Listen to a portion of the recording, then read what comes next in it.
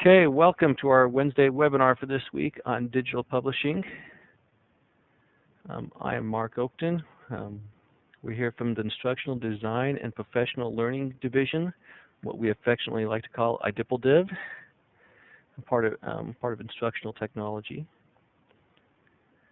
Our presenters today are Kirsten Baschnagel and Mark Thomas, two of our digital learning coaches. Again, I'm Mark Oakton, one of the coordinators here in Instructional Technology. We also have Dr. Loretta Acey with us, who is also a coordinator with Instructional Technology. A little bit of disclaimer at the beginning. This session is being recorded. You don't need microphones, but be aware that anything you type in the text chat is recorded. As well, if you have any questions throughout the presentation, please type your questions into the text chat, and at the very end, we will take a few minutes to answer any questions that you might have. Brief overview of our agenda. We're going to talk about why we want to publish and use digital publishing, and we're going to focus in two different environments. The iPad environment. Some of you are probably in schools where you have either T-carts or one-to-one iPads, or even just one or two iPads in the classroom. And we're also looking at the online environment, because those two environments do differ a little bit. So it's my job to talk about why it is that we publish, and I have several reasons that I came up with. And the first reason that I came up with is creativity. So often we see creativity being stifled in our classrooms. I was an English teacher, and I can't tell you how many times I had students write that 5-paragraph essay. Not a whole lot of room for creativity in that. And so with the digital publishing in general, but specifically digital publishing, we are giving students a chance to find their own voice. And this effective use of technology should promote, and really it should even require, creative self-expression. Second reason is engagement. We know that learning doesn't happen if your students are disengaged, disinterested, or even distracted. The appropriate use of technology in instruction, such as digital publishing, tends to lead to increased student engagement. And when students are engaged in learning activities, they can't help but learn. It's really inevitable. Note that there is a difference between students being actively engaged in using technology as a production tool, which is our goal, rather than simply using technology to receive information. Authenticity is one of my favorite reasons. We all know that real audiences are important. If students know that something is going to be read or viewed or consumed by an audience that is greater than just you as the teacher, consider the effort that is more likely to be invested into that work. We need to do away with the isolated work, the isolated assignments, which tend to be very, very synthetic, and have something authentic for students to participate in. Consider who is it that's going to see the work? Their peers, other students in the school, or other staff members in the school. Think about how powerful it can be to expand that to having members of the community view the work, or with the internet, the entire world has access. And we have to talk about standards. If we look at our Nevada Academic Content Standards, or the Common Core State Standards, the writing standards, Standard 6, from kindergarten through 12th grade, every single grade level, Standard 6, talks about using technology to produce and publish writing, as well as to interact and collaborate with others. I just read from the 3rd grade standard. The 11th to 12th grade standard isn't much different. It says use technology, including the internet, to produce, publish, and update individual or shared writing products in response to ongoing feedback, including new arguments or information. We're required to do this at every grade level. We should be doing it anyway because it's simply good instruction, but we always have to talk about the standards. Begs the question, why technology? And I like this image, and it made me think about the hieroglyphics in newspapers. A few years ago, publishing, we always talked about do it like a newspaper. Well, newspapers are going away just like hieroglyphics did. We need to be preparing our students for the world that they're going to inherit, not the world that we grew up in. And if nothing else, and I hate to even say this, preparation for our SBACs. With the online assessments, students need screen time. They need to experience typing, and it's really not a good. It's definitely not a pedagogical reason, but we need to have them just have the experience with using technology. And so we had to narrow down the tools that we would use. We only have about 45 minutes to talk about some of these digital publishing tools, and there are tons and tons of them out there. We don't have time to even name them all, let alone address them all. Remember that publishing does not have to mean writing. Students are able to publish in a variety of ways. They can use text, images, videos, music, and sound. And so I've asked Mark Thomas and Kirsten Baschnagel to just pick three different tools that they really like to use to publish. And I asked Mark to talk about the iPad environment and Kirsten to talk about the online environment. And so with that, I'm going to turn it over to Mark Thomas. Thank you. So why would we want to do digital publishing on an iPad? Well, there's several reasons for using iPads. First and foremost, I think, is the flexibility and the portability of iPads. You can take them to anywhere. You're not limited to just staying right there at your desk in a classroom. You can take it out to the hallway. You can take it out to the playground. You can take it in any location on campus and do your digital publishing there, gathering your materials, taking your pictures, doing whatever research you need to do. iPads allow you to also publish in a variety of formats. Digital publishing doesn't have to be in a written format. You can do it with video. You can do it with audio. And with the variety of apps that we have available on the iPad, you can address any of those formats. Not only that, but iPads are easy to use in pretty much any grade level and any subject. iPads also make it easy to share and to collaborate. That is a big part of the Common Core standards that Mark referenced about publishing, is that students need to be able to collaborate, they need to be able to share their work, and iPads make that very easy to do.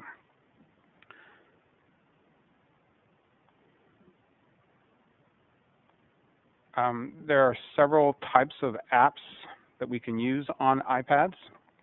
There's movie making apps, which would include things like iMovie, Green Screen. Also VideoScribe is another good app. That's one of those apps that does the drawing on the screen. You've got stop motion apps like iStopMotion, Lego Movie Maker. You've got apps that use puppets to help tell stories or do the writing for like Toontastic or Puppet Pals. And then you've also got your EPUB creators. EPUB is the industry standard for interactive books. You've got apps like Book Creator, Creative Book Builder, and even Pages that will export into EPUB format and can be shared on a variety of devices. So I am going to talk about three specific apps that I enjoy using on the iPads, enjoy using with students. The first one is Toontastic, and I'm going to talk about them here, and then I'll do a quick demo of each one of these. Toontastic is a puppet type of animation storytelling app.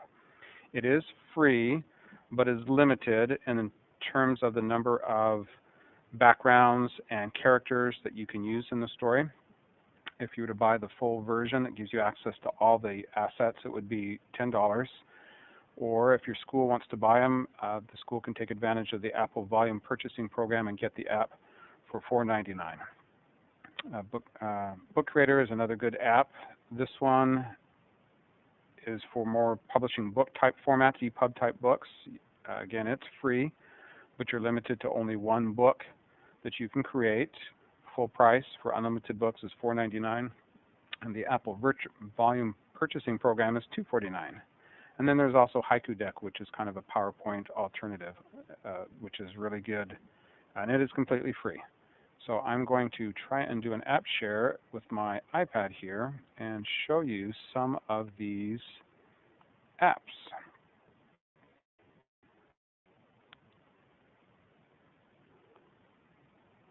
So if you could give me a green check if you are able to see my iPad. It's got a big screen that says storytelling and several different apps up there. Great. Okay, so I'm going to walk through Toontastic first. There's some audio that's involved with this, but the audio with the way that we're working with Centra and doing this webinar, the audio is not going to come through.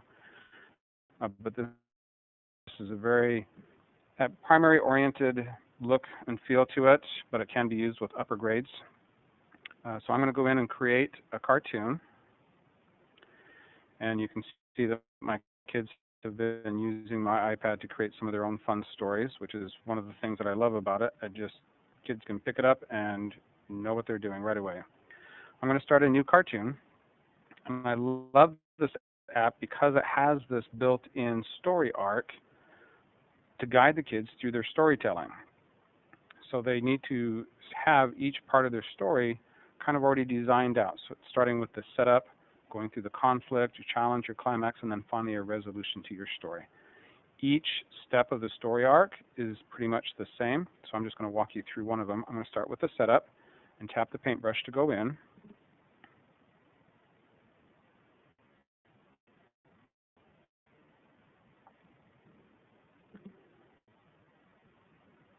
On this screen, my first step to do in this part of my story is to choose. I can scroll through. Again, the free version of Toontastic doesn't give me access to all of the settings, but the full paid version I have access to all of them. And there's different themes. So, for example, I have a beach theme with 3 scenes. I have a pirates theme, which kids really love. It's got 3 different settings for pirate scenes, a variety of different themes there. So I'm just going to pick one.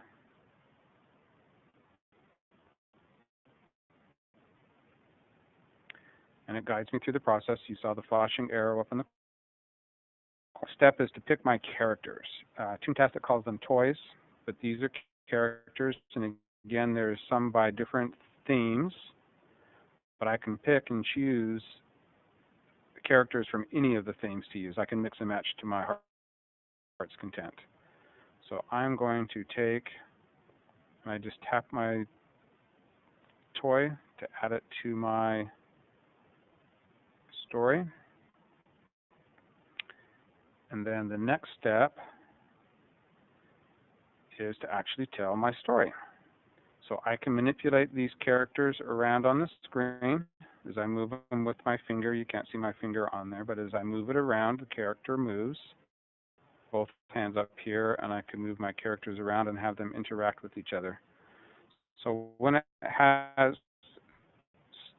you notice up at the top that it says start, it's going to do a countdown for me. Give me a 3, 2, 1, and then I need to tell my story. So I'm going to walk through that just so Mark, you can see real the fast, next few steps. can I jump in? Yes. Yes. Mark, can I jump in real fast? What you see on your iPad, we don't see quite the movement that you see, but just so that everyone understands, we have about a 10 to 15 second lag time with what we're seeing with what Mark's saying, I think. So just be aware of that, everyone.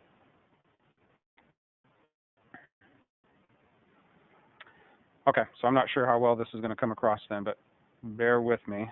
So you're getting a general idea of the steps so that it walks you through. If you notice the arrows up at the top of the screen, that it does walk you through each step. So first you pick your setting, then you pick your characters, and at this point I'm just going to tell my story as I record my voice. And I'm going to do that just for a moment here. I have no idea what my story is going to be.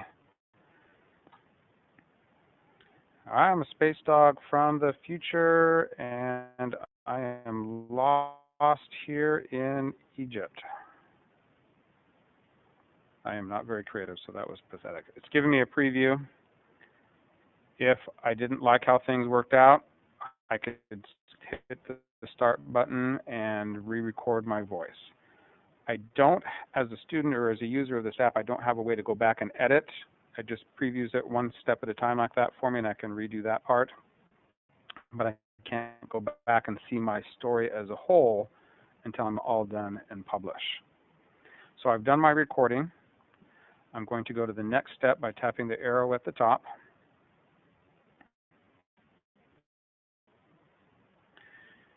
And on this screen, it allows me to choose some background music to my story.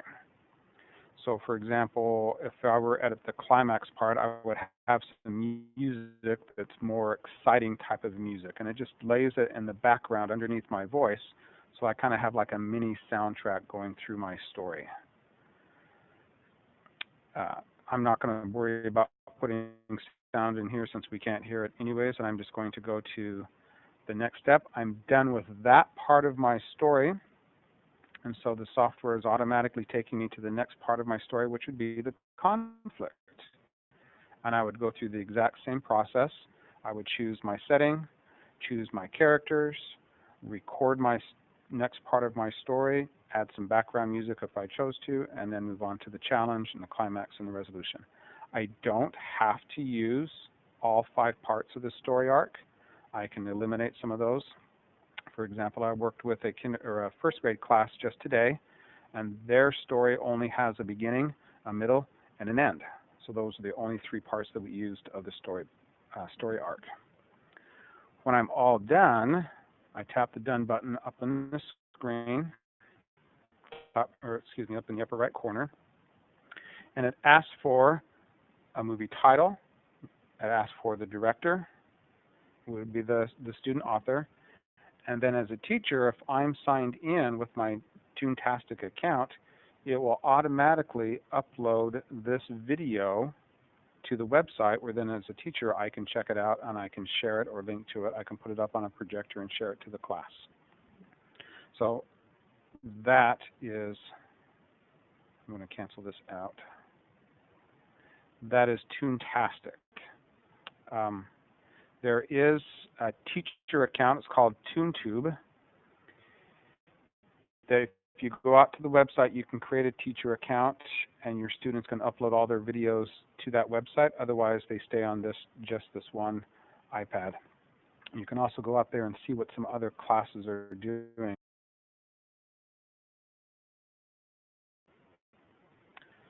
Okay, I'm going to try and do another share with my iPad. And if you could give me a green check if you now see my iPad again. Great. Okay. So you can see the creativity that kids can come up with apps like that. It's always helpful to have a storyboard and let them plan it out ahead of time. Otherwise, you never know what they're going to come up with. But that's an awesome app that all kids can really jump into quite easily. The next one I'm going to show you is called Book Creator. And this is an app, again, it's another favorite app of mine, that can be used for creating books, EPUB type books that are interactive books. So I'm going to go into a new book, and these are the formats that I can choose of. I'm just going to pick portrait for right now. This app allows you to insert things like text, pictures, video, audio, all into one book, and then as you export it as an EPUB, then you can flip through the book just like you would any other book on your iPad. So the first thing it's asking me to do is create a cover, and all of the pages are pretty much created the same. So I'm just going to show you on the cover. Up in the upper right-hand corner, you'll see a plus button. That's where I add my elements to your page. I'm going to tap that. And the first thing that I'm going to do is I can add photos, I can take pictures from my camera, I can draw with a pen, some crude drawings, I can add text through a text box, or record sound. So I'm actually going to start with text. And it brings up a box where I just type in whatever it is that I want to type, and I'm just going to do something very primary here and do the 5 little ducks. Is that a nursery rhyme? 5 little ducks went out to play. I tap done, and it puts that text box on my page, and I can then move that around, position it anywhere I want. With any other element, I have the ability to format that text. So up in the upper right corner, first I had the plus button where I added my elements. Next to that is an eye inside of a circle. That's the button that I use to format. So with my text, I have the options of changing the font size. I can bold, underline. I can change, you see the options there. I can change the font. I can change the color, the alignment, and so on. So I've got plenty of options for formatting my text. Adding a picture is just as easy. I'm going to go back and tap the plus button. And then I'm going to tap the Photos button. I would have to first go out to the internet and get all my resources together, find all my pictures, and already have them in my Photos app, because that's where it comes from. I can't go out and do a search from here. But I'm going to go out to my camera roll and find a nice picture of a duck. And again, I can move this around and position it in different places on my screen. I can make it, drag one of the handles in the corner, and I can make it bigger. I don't know if it comes through on the video, but as I move objects around, I get little guidelines to help me center it or help me see where on that towards the edge of the page that it is, so I don't take it off the page. Again, I can tap that little eye button in the upper right-hand corner to format this picture. I could make it interactive, make it a web link. I could add text for it for accessibility reasons, or move it back and forth if I've got to layer different multiple pictures on there. To go to the next page, to edit my next page, is super easy. I just tap the arrow key to the right. And here's my page 2 and page 3, where I would go through the same process of adding text, adding pictures. I can record myself. I've had students record themselves reading their story out loud, and that provides then a button that you can use to hear the story told to you. So super easy to make stories. And I wanted to show you a couple of examples of stories that you can do with that. I'm going to take you to another app on my iPad. I'm going to take you into iBooks, where I've downloaded a couple of examples. First one I'm going to show you was a book where the class collaborated on it. Different students provided different parts of the book. So as I flip through it with my finger, it's completely interactive. So they took pictures of drawings that they had done, illustrations that they had made for their page, typed in their text, and you can see the button there for the speaker to read it out loud. You won't get any sound, so I'm not going to show you that. But as I use my finger, this is a completely interactive book, and each student has contributed to a part of it. And you can see on this page, it's even got a web link. Again, some of that interactivity takes you out to a website right there within the book. So that's a very simple one. I think that was a first grade class. I'm going to take you out and show you another one, a little more complex. This one was done by, in fact, I'm going to show you the pages on, I think I can show you all of the pages. Yeah, there we go. This was done by an upper level class. I don't know if it was high school, middle school, or whatever, but the students again contributed to this story, each student writing a chapter and providing a picture for the first part of each chapter. And so they had to type in all of that text and created this entire story in Book Creator, and then they published it out onto iTunes, and it's free to download that anybody could read through this. So this is quite a number. I think I had a total of like 80 some odd pages. So that's Book Creator. Great tool for publishing books. Let me show you one last app. It's called Haiku Deck. Haiku Deck is like a PowerPoint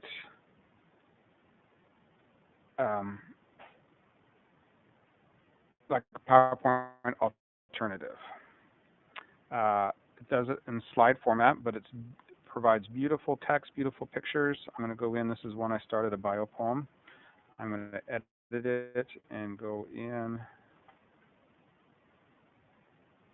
And you can see down across the bottom here, I've got my slides. I'm going to add a title slide to this. So I'm going to do the plus button on the far right. This is one that I've started. I'm just going to edit it to show you the process. But I'm going to add this slide. And I've got different formats of how I can lay out my text on here. This is going to be my title slide, so I'm just going to leave it with this first one. But you'll notice there on the left, I've got options for bullet points, or the fourth one down is just some solid paragraphs. I'm going to tap in here, and I'm going to title my haiku deck bio poem, because that's what it is. And then I need to add a picture to the background, because that's the beauty of Haiku Deck. It has some high quality pictures. So I am going to tap the next blue scene, and I'm going to search for any kind of image that I want. And I'm actually going to pick bio poem and search for pictures. Oh, I've lost my internet connection. All right, well, I can't show you I'll take you over to another slide that's already finished. On this slide, when I did a search, it brought up a variety of pictures that I could choose from, all high quality to use, and you can see the nice quality of the picture that I picked up for that particular slide. Here's another slide that I picked up with its picture. So when going through here, I've just created slides for different parts of my poem, added the text, and then I can choose a beautiful background. So you could do storytelling here, you could do poetry, you could do presentations with this app. Just a wonderful app, easy to use. There is an iPad app which I'm using, and there's also a website where students could use it also. Very good, and it is completely free. And those are the 3 apps that I wanted to show you. Again, there's a ton out there for iPads, but those are the 3 that I wanted to focus on for you today. So I'm going to turn it back over to whoever's next. Kirsten, you're up. Thank you, Mark. Let's give him a round of applause.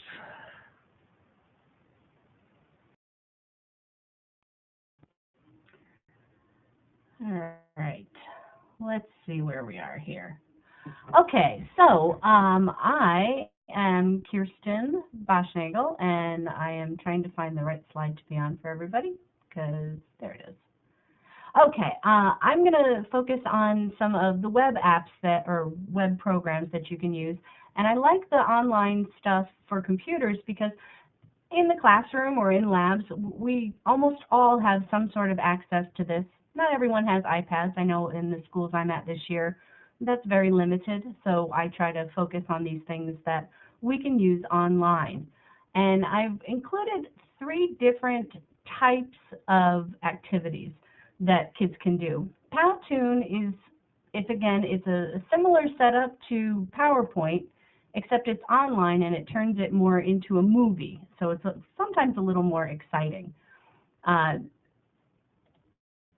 then you have S'more, which is like an online newsletter or flyer. But that also allows you to add different things like pictures and videos and text, and so it's very accommodating, and I like it. It's very pretty as well. And then the last one is actually having your students create websites. I know that sounds like it's a huge deal, but for things like portfolios, or you want to keep track of what the students are doing in your class, a lot of schools and teachers are encouraging their students to use websites as portfolios. So we're going to talk just a little bit about those things. I'm going to go straight into the app share, and I'm going to share with you Powtoon first, and then we'll go from there. Oops. And Okay. Kirsten, I went ahead and posted the link to your example if they need to view it on their own as well. For Powtoon? Yes. So Okay, it's in the thank you. chat box. You see the link to the example that Kirsten's going to show. Okay, Powtoon is simply powtoon.com, and not only is it useful for student creativity, it's also useful for teacher creativity. We have a lot of teachers that have created PowerPoints over the years, and they use those with their students. This is something that you can use as well. A lot of classes are starting to bridge into flipped learning and blended learning with their students. Making something like a Powtoon is very useful for a flipped learning environment. In fact, I created one for a teacher to give her an example. And I can't see check marks over here. How do I make it to see the check marks, Mark? In the top there we right-hand go. corner, I'm sorry, top left-hand corner, there's a back and right button. Back and There forth it is. button. Thank you. There you go. Okay, so I'm going to play the gerunds little video, and hopefully you should be able to hear it as well as see it. So if you will give me a check mark once I play it. And let's see, hold on a second. Where's play? It doesn't want to play in the, oh, there we go. Oh, that's the teacher intro. Wrong one. I have a bunch here.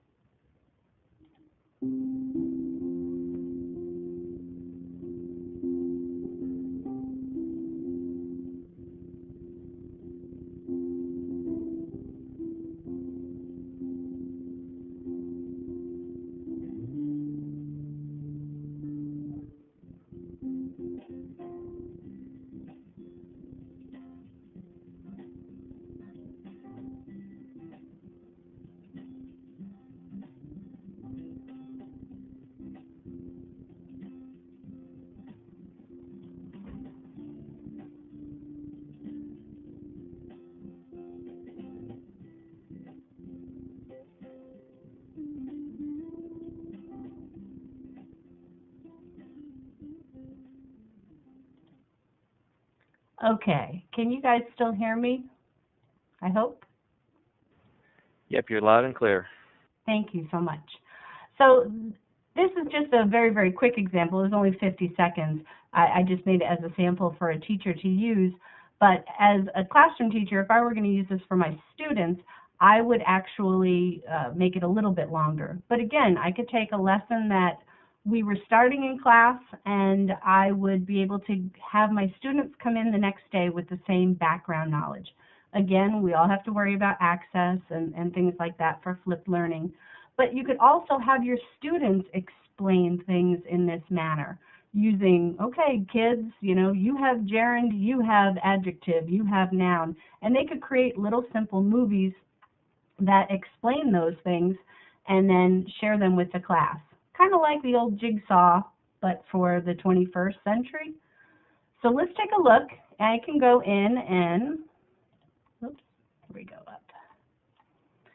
To create a new project, you create yourself a free online account. Again, this is free, so you don't have to worry about paying for it.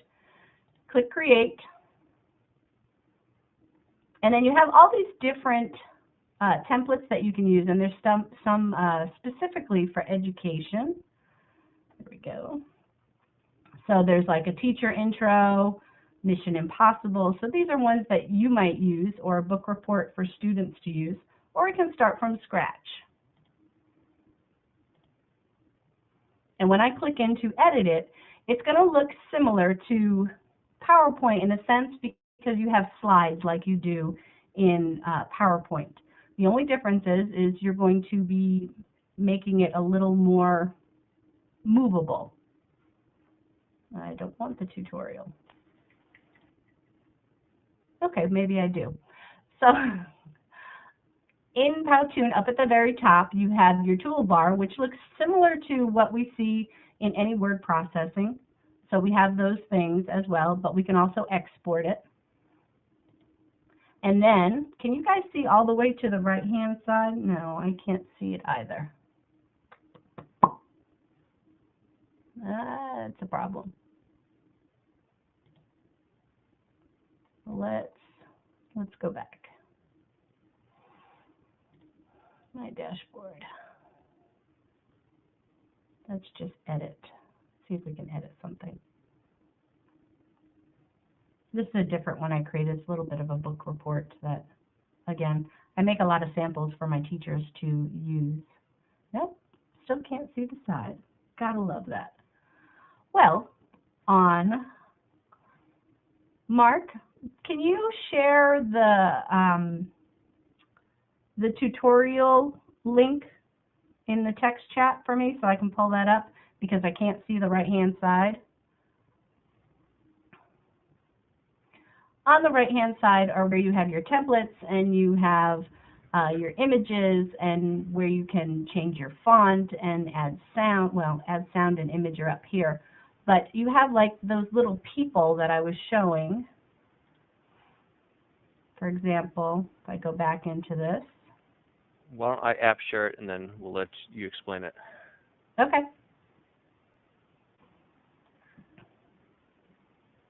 All right. Okay, Mark, if you could scroll us down quite a bit. This you'll have access to, this link, so just right there is perfect, right here. The interface and the panels, as you can see, and I'm sorry it's a little small, but on the left-hand side you have your slides. In the center is the slide you're on. Over here, up at the very top, is the text styles on the right-hand side. You have text effects. And you can kind of see that little picture. It's a T, and then there's a hand next to it. I like to use that hand. The students love making the hand right. Ooh. Ooh. Question. Can you put your question in the text chat for me? I don't think we have mics enabled for the participants. And then you also have different image holders, and then underneath that are the people that you can add, the different characters that you can add. You can also add your own images. That's the stuff up at the top is where you add your own things in that bar there. And then you can add arrows and circles, and all that stuff comes in. I actually saw this program used as a commercial on TV here in Las Vegas. I think it was the Richard Harris Law Firm, and I saw it on local TV, and I was like, holy cow, they're using Powtoons, and they used it for free. So they did a nice job with a commercial. But again, this is very, very useful for students for their creativity as well as yours. Book reports, research projects, all sorts of different things, and lessons. So I find it to be very enjoyable. I had a lot of my middle school students are using this year, but I can definitely see upper elementary kids getting into this and having some fun. All right, Mark, I'm going to go on to the next one. No problem, Shook. All right, so the next one I have is S'more, and this is s'more.com. I'm logged into my free account, and again, this makes flyers. This is another sample I made for a teacher so that she could use this with her students. They read the book The Red Pyramid, and she had them. I actually took one of her written samples and retyped it into this so that she could see how it would look in a different format. The pictures I found online. Again, you always want to make sure you're allowed to use them. And then I put in the information that the student had. So you have these boxes where you can create all these different types of things, different explanations about the author. When I'm in Edit, I'm going to click on Edit Your Flyer. See how quickly that comes up.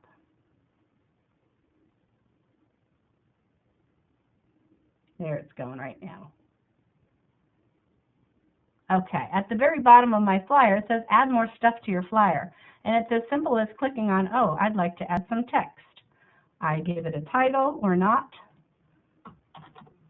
This is text. And I say done. Here it is right here. If I click these little arrows to the right and to the left, now I can add a picture if I'd like. So I put some pictures on my desktop of battles of the Revolutionary War. And I put it in, and again, I still have a little bit of a lag time I'm seeing, so my picture's finishing uploading my picture file. There we go. Here it comes. There you go. So that's how you can add pictures right to a text box. But maybe I want to add like a gallery of pictures. I can add a photo gallery. Click on the picture, add the picture, and so on and so on. It's that simple. It's basically click and add, and then I can click down here, add a title. Oh, there it is. Add the title and a description if I'd like, and I have a generic text editor in here as well. And then when I'm done, I click done. I can add an event. I can add audio, embed links, forms. Videos use YouTube, Vimeo, and Viddler are supported.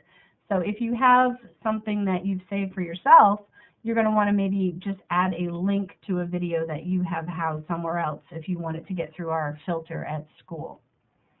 So we have all those different things. You can add a bio, and there are templates. So if I wanted to make a new flyer, I have different templates that I can use, or again, I can start from blank. There it is. Goodness, that's slow. I can start from blank, or I can use any of these other templates. So I have some nice features in here. This is great for teachers as well if you're looking for a way to increase communication between your students, your parents, the staff at your school, all of those different things. This would come in very, very handy for. And it's as simple as clicking and typing. And then you just share. So here's my flyer. Here it comes. Slowly but surely. There we go. And I have a link right here on the right hand side where I can share that with my staff or my students or parents. And again, when we were talking before about writing for an audience, this is lovely because you now have your students writing for the world, if possible, if you'd like that. But you can make it private in the settings. Let's see. Come on up. Here it comes. There we go.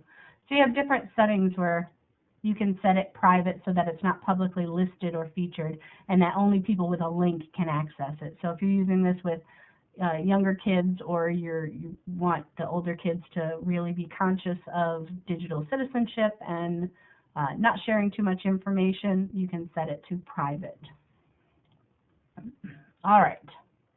One last thing, I'm going to share with you websites. Now we've included a link after the fact that'll show you a student portfolio in the interest of time. I know you all have important things that you need to do, and we appreciate you being here with us. I'm going to just share a little bit about how to create a site in Wix. It is, again, you sign up for a free account, click create a new site, and again, I can choose templates if I'd like. I can choose blank. Let's just choose a lovely, there is, oh, let's go to entertainment. We'll edit that one. So it's going to bring up an editor. And again, Wix is used on a professional level as well. So what you're going to see, I don't want that. What you're going to see is that you have a very professional, clean looking websites. There are lots of different choices out there. A lot of people use Weebly in education as well, or Google Sites. Those are other alternatives that are very simple to use. I use this one more often, so I figured I would share that. When it comes up, if it's blank, you have a blank canvas. Sometimes it's nice to have stuff set already for you. We are in editing mode, and up in the top, you can see I'm in the desktop editor. But I can also check it for mobile editing so that for iDevices, smartphones, I can make sure it looks good for that as well. If I want to add pages, I just go down and I click, where's my add page button? Oh, here it is, add page button.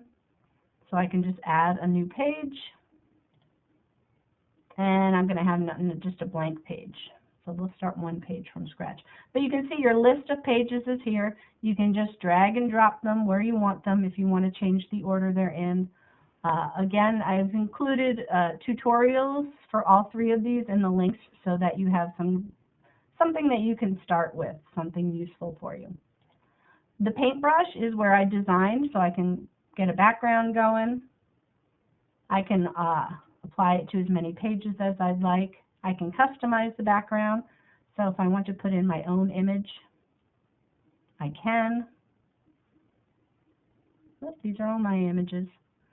We will put the Battle of Long Island. I'm from Long Island, so.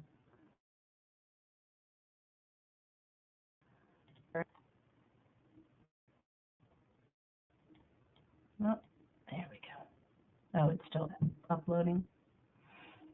The plus sign, while it's loading, you can look for the plus sign right under the paintbrush. That's where you add things like text box that you want to add to your site.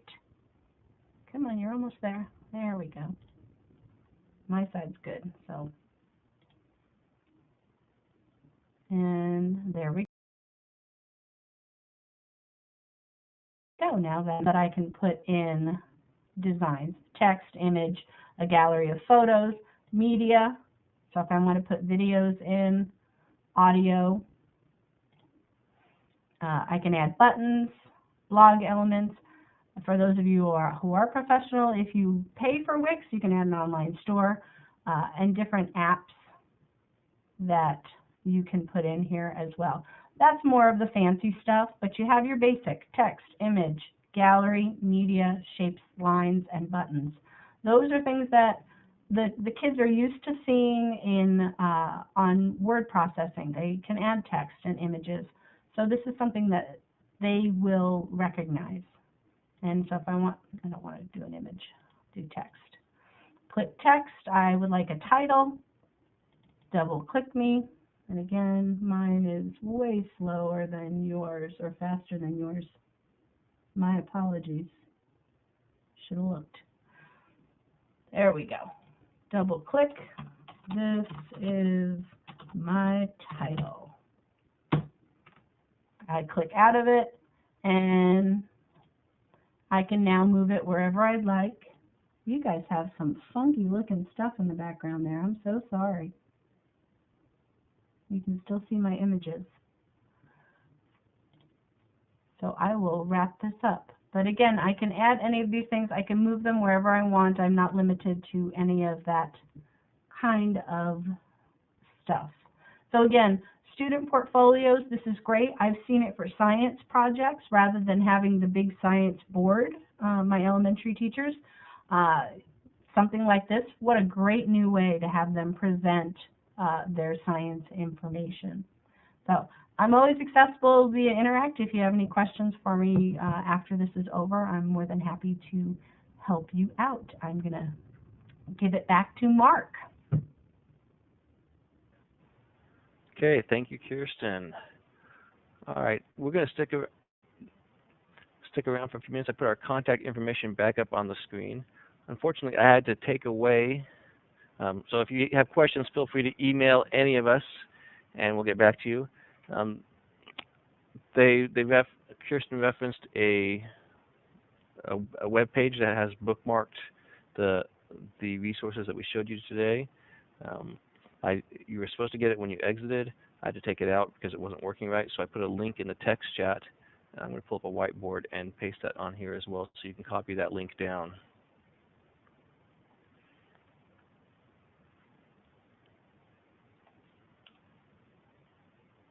So if you want to go ahead and take a second, right there, if you can copy the link, take a picture of it with your phone, whatever you need to do. That Symbaloo will give you access to what it is that we showed you today, and just a good starting point. Thank you for attending. Again, when you leave, please click the red X that says exit in the top right-hand corner. Don't just close your browser window. If you have any questions, stick around. We'll hang out for a few more minutes and answer questions. Other than that, thank you for attending again. Have a wonderful remainder of your week. Those of you who are secondary, good luck with final exams and getting those grades in the Infinite Campus. I guess everyone has to get the grades in Infinite Campus. Take care.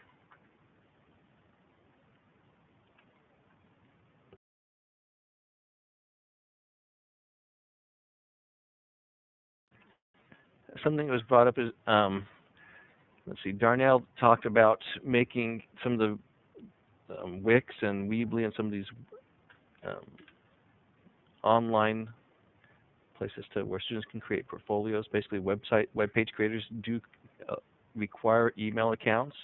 The district does have what are called Solia accounts, Students Online Interact. It's basically a student side of Interact. You are able to get student email accounts through Interact, through Solia, if you need to have students have email addresses.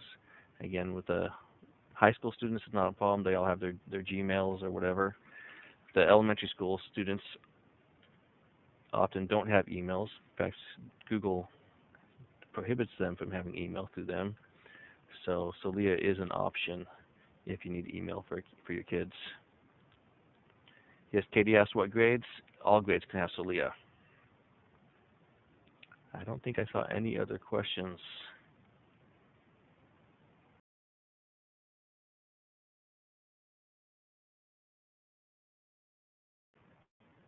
Debbie asked how you set up Solia. I'm working on that. Send me an email and I can give you the details.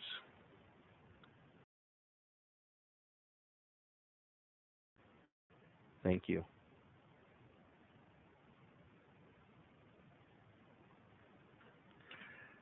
Mr. Reg asked what was the name of the online publishing site that Mark talked about right before Haiku Deck. Mark went through three resources. The second one, let me just make sure I don't tell you the wrong thing. I can jump in. Well, I talked about Toontastic. Both mine were iPad apps, and I talked about Toontastic at first. And those Toontastic videos get published out to a site called toontube.launchpadtoys.com. I don't know if that was the one that you were referring to. I think he's asking about the Book Creator. Oh, and Book Creator.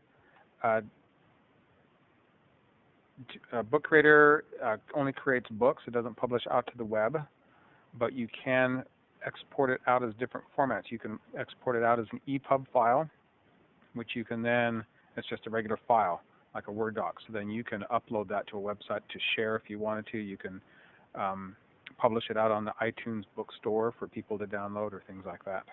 But it wasn't a website itself, it was an iPad app. A Book Creator is available through the iPad App Store. So on your iPad or on iTunes, go to the App Store and just search for Book Creator, and you can download it from right there. It's again, it's free to download, and then I think it has the in-app purchase to get the full functionality. The free version is just one book.